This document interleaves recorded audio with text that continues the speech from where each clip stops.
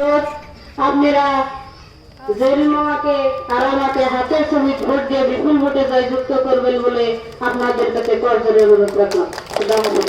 কত মানুষের বক্তব্যের আমাদের মা বাবা উত্তর যারা পূর্বপুরুষ ছিল তাদের কবর আজকে নদীর গর্ভে চলে গেল। আজকের এই নদীর ব্রহ্মপুত্র এরোশন, আজকে নদী ভঙ্গের জন্য আমাদের নতুন নতুন বাড়ি হয়। আমরা ভারতবর্ষের বিভিন্ন প্রান্তে আমরা রুজি রোজগারের জন্য কাজ করার জন্য যাই এবং আমাদেরকে বাংলাদেশের লেবেল করা হয়। আজ পর্যন্ত এই ভারতবর্ষের এই পার্লামেন্টে কেন দুই ভোটার হয়, কেন বাংলাদেশের নামে হারাশাস্তি হয়, কোন পরিস্থিতিতে বাংলাদেশের লেবেল লাগানো হয়, এটার উপরে আজ পর্যন্ত সাইন্টিফিক স্পিচ হয় নাই, বক্তৃতা হয় নাই।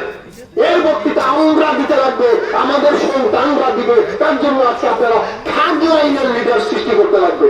আমাদের জন্য কেউ কাঁদবে না। এই রাশিবাড়ি খেলা, এই নালবাস খেলা, এই পাঁচই, এই শিকায়, এই পান্তাভাত, আমরা এদেরকে জেন্দা রাখতে হবে। আমাদের এই সংস্কৃতিকে কোন শক্তি এর জেন্দা রাখবে না। তার জন্য থার্ড লাইনের লিডারশিপ আপনারা পয়দা করতে হবে।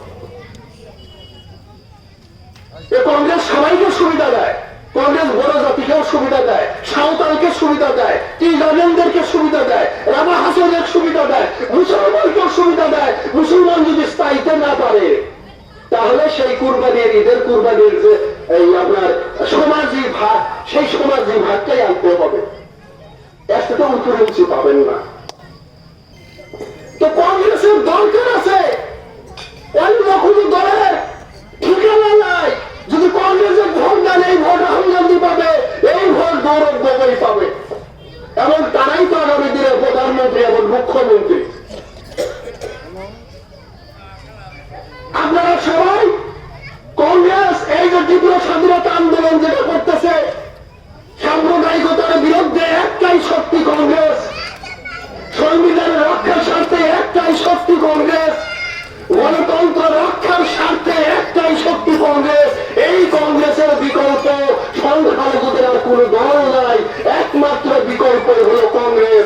কংগ্রেস কংগ্রেস কংগ্রেসকে ভোট দিতে হবে এবং দেশের সংবিধানকে সুরক্ষিত করতে হবে। ভাই সাহেব,